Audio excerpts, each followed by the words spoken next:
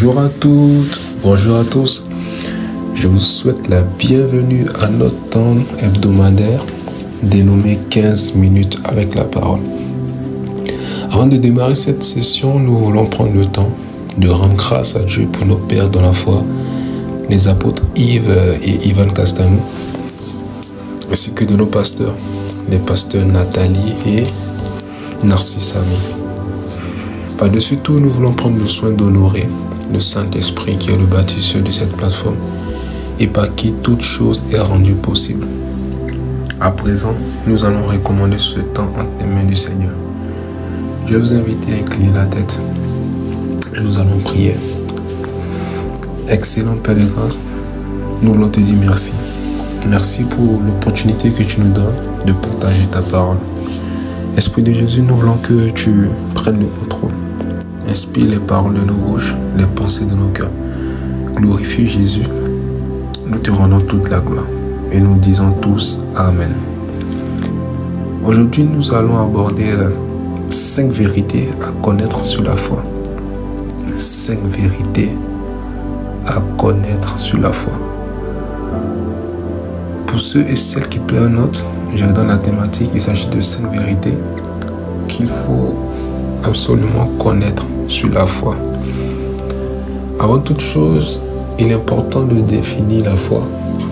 Et la meilleure définition que j'ai pu trouver dans les Écritures se trouve dans Hébreux 11 à partir du verset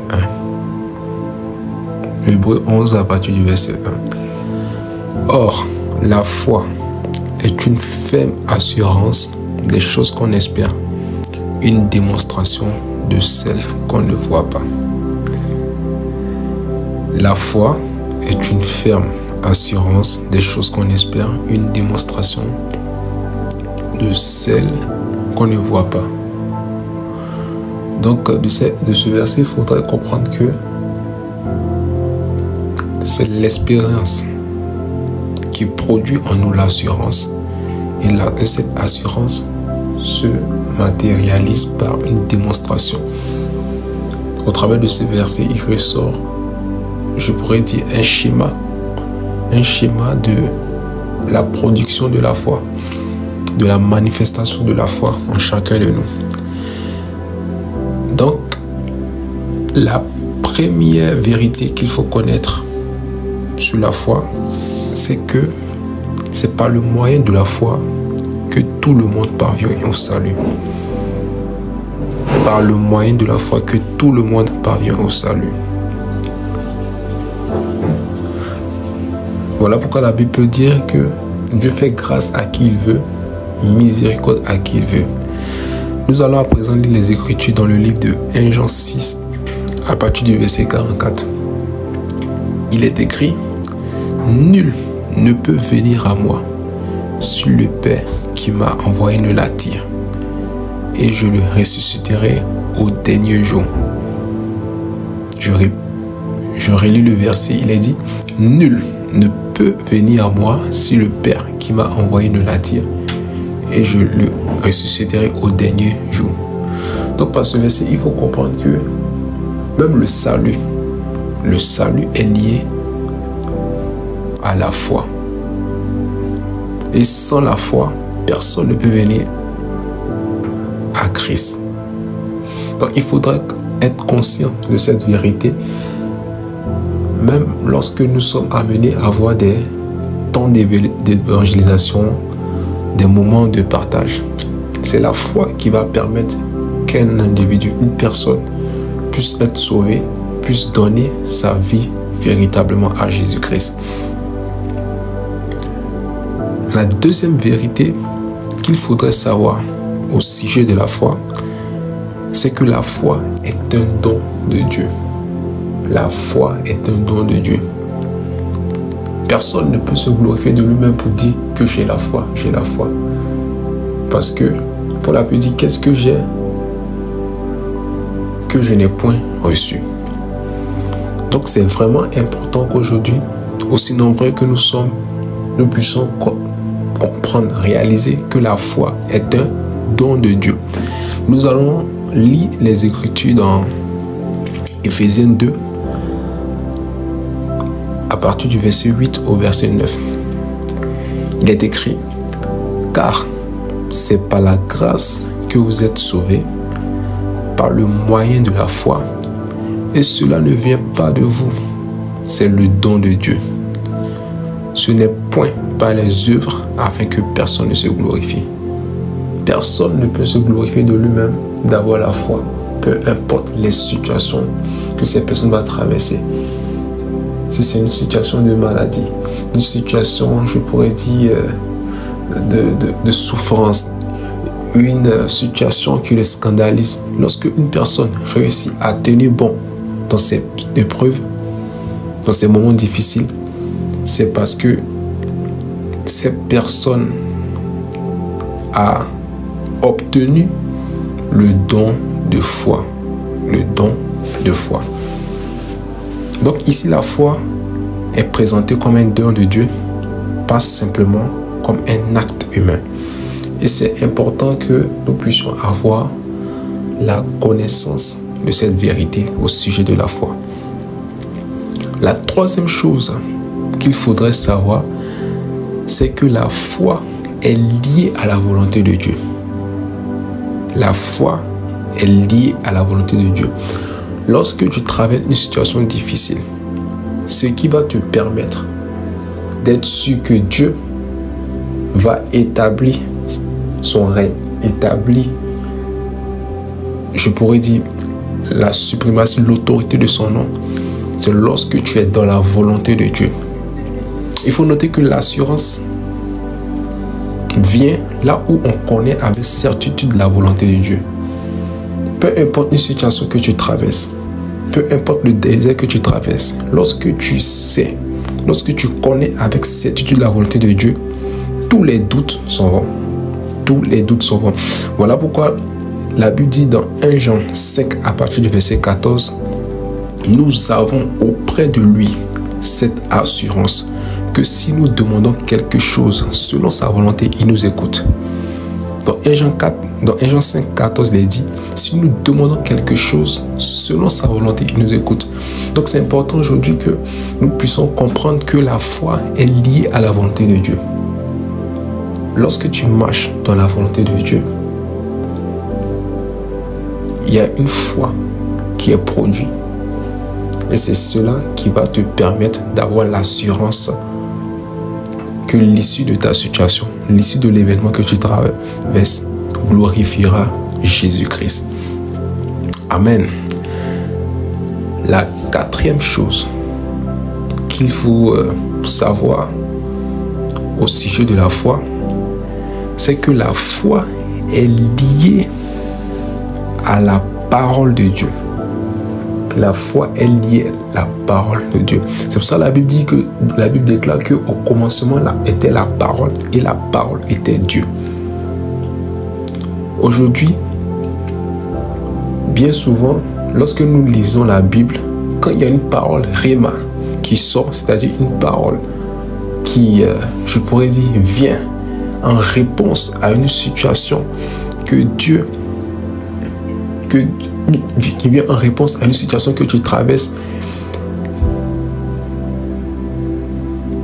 cette parole-là produit en toi également, en chacun de nous, la foi.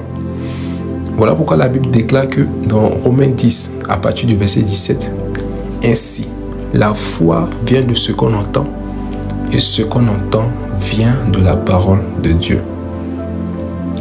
Donc le fait de s'exposer à la méditation de la parole, à la parole de Dieu, le fait de méditer jour et nuit, lorsque nous prenons le soin de nous imprégner des paroles, de ce que Dieu dit à nos sujets, cet exercice-là produit également en nous la foi. Voilà pourquoi Dieu a pu dire à Josué, médite ce livre de la loi jour et nuit afin de réussir dans tes entreprises. C'est important, c'est capital que nous puissions avoir cette vérité à l'esprit. La foi est liée à la parole de Dieu. Romains 10, verset 17. Ainsi la foi vient de ce qu'on entend, et ce qu'on entend vient de la parole de Dieu. Une autre vérité qu'il faut connaître au sujet de la foi, c'est que la foi est liée à Dieu. Voilà pourquoi la Bible déclare que Jésus est le chef et le consommateur de notre foi. Si nous prenons les Écritures dans Hébreux 12 à partir du verset 2. Hébreux 12 à partir du verset 2. Jésus qui est le chef et le consommateur de la foi. Cela signifie que Jésus est l'initiateur et celui qui amène la foi à la perfection. La foi donc trouve son origine en Christ, pas dans l'homme. Et si c'est Jésus qui est l'initiateur de la foi, il faudrait comprendre que la foi est puissante. La foi est puissante parce que Dieu est puissant. Dieu est puissant. Voilà pourquoi la Bible déclare que si vous avez de la foi comme un grain de sénévé, vous direz à cette montagne, ôte-toi de là et jette-toi dans la mer, et on verra cela s'accomplir. Si nous ne doutons point dans notre propre cœur. D'où ce verset traduit le fait que la foi est puissante.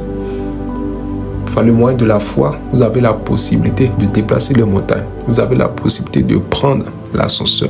Si des situations que vous jugerez compliquées, que vous jugerez difficiles, aille-le nu, aille-le physique.